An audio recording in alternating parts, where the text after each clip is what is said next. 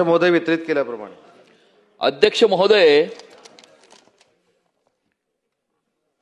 मुंबई शहरामध्ये ए वॉर्डामधील lion gate, oval मैदान, विधान भवन इत्यादी 5 प्रमुख ठिकाणी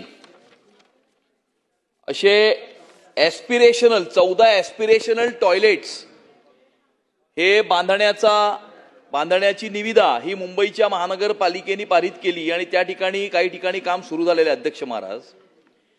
अध्यक्ष महाराज उत्तरामध्ये सर्वप्रथम असं म्हटलेलं आहे, म्हणजे कसं डेकोरेट करून कव्हर करून उत्तर द्यायचं याच्यामध्ये मुंबई महानगरपालिका एक्सपर्ट आहे. जिल्हा नियोजन समितीच्या निधीमधून तत्कालीन पालकमंत्री यांच्याद्वारे पालकमंत्र्यांनी तुम्हाला कुठे टॉयलेट करायचं हे सांगितलं होतं. पालकमंत्र्यांनी निधी मंजूर केला. तुम्ही फुटपाथच्या मधोमध तुमची स्वतःची 2016ची पेडेस्ट्रियन फर्स्टची पॉलिसी असताना फुटपाथच्या मधोमध आजूबाजूला हेरिटेज स्ट्रक्चर असताना अशा प्रकारची टॉयलेट नाही, एन्क्रोचमेंट म्हणीनी बीएमसी स्पॉन्सर्ड एन्क्रोचमेंट आहे ही मुंबई महानगर कुणी हे नक्की केलं. आणि त्यामुळे हे अशा प्रकारे ह्या घटना जेव्हा अशा घडत असतात ज्या वेळेला permanent government dominates existing government. Permanent government म्हणजे त्या प्रशासनामध्ये बसलेले अधिकारी जे एसी चेंबरमध्ये बसून निर्णय करतात, ज्यांना दर 5 वर्षांनी परीक्षा द्यावी लागत नाही आणि एसी चेंबरमध्ये बसून निर्णय करतात. त्या ठिकाणी जमिनीवर जे स्थानिक लोकप्रतिनिधी काम करतात त्यांना विचारात घेतलं का? त्यांचा त्या ठिकाणी विरोध होता. त्यांच्या विरोधाची कारणं तुम्ही विचारलीत का? त्यांना त्यावेळेला क्लेरिफिकेशन आणि एक्सप्लेनेशन दिलत का? तुम्ही एसी चेंबरमध्ये बसून हा निर्णय करणार आणि फुटपाथच्या मधोमध ज्या ठिकाणी पादचारी चालतात रस्त्यावरनं फुटपाथवरनं अशा प्रकारचे एन्क्रोचमेंट्स तुम्ही निर्माण करणार. हे कोणाचा निर्णय होता हा? अशा प्रकारे लोकेशन आयडेंटिफाय करून अशा प्रकारचं टेंडर काढायचा कोणाचा निर्णय होता?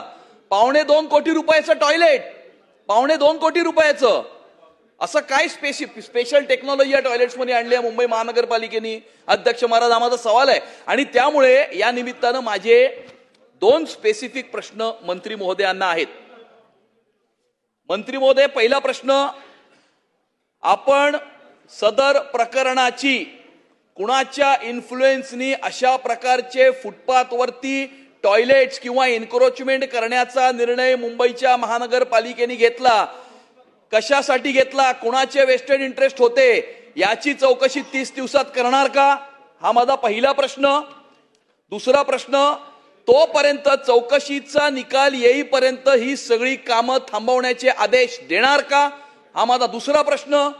आणि तिसरा प्रश्न, जर ह्या तुमच्या चौकशीमध्ये याच्यामध्ये वेस्टेड इंटरेस्ट आहेत असं जर निष्पन्न झालं आणि हे काम जर चुकीचं झालं आहे असं जर निष्पन्न झालं तर आपण त्याच्यावरती MRTPची कारवाई करणार का? हा माझा तिसरा प्रश्न. अध्यक्ष महाराज. सन्मान्य अध्यक्ष महोदय, सन्माननीय सदस्य अमित साटम साहेबांनी आकांक्षी शौचालयाच्या संदर्भामध्ये ही लक्षवेधी या ठिकाणी मांडलेली आहे आणि त्याच्यामध्ये थोडी सुधारणा करतो की त्यांनी सांगितले की 5 ठिकाणी कामं सुरू आहेत, ही 7 ठिकाणी कामं सुरू आहेत.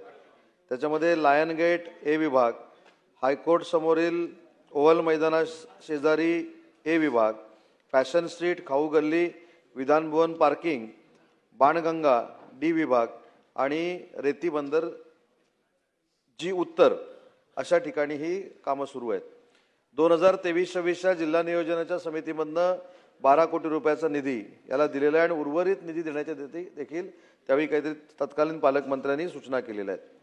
सन्मान्य सदस्यांनी या ठिकाणी 2 महत्त्वाचे मुद्दे मांडले की शौचालयाची जी कामं आहेत ते प्रति 1 कोटी 65 लाखाप्रमाणे आहेत, हे देखील वस्तुस्थिती खरी आहे. त्याच्यामध्ये अशी काय शौचालय आधुनिक आहेत हे मी देखील अजून तपासून बघितलेलं नाही. त्याच्यामुळे नक्की शौचालय आधुनिक काय आहेत ही कल्पना कोणालाच नाही आहे, कारण ती अजून व्हायची आहेत. पण एक जी महत्त्वाची गोष्ट त्यांनी सांगितली की ही जी शौचालय होत आहेत ही अनधिकृत आहेत, म्हणजे फुटपाथवर होत आहेत किंवा अन्य ठिकाणी होत आहेत, तर त्याची 100% चौकशी केली जाईल. त्यांनी मागणी केल्याप्रमाणे 30 दिवसामध्ये ही चौकशी केली जाईल आणि जोपर्यंत चौकशी पूर्ण होत नाही तोपर्यंत या सगळ्या कामाला स्थगिती दिली जाईल.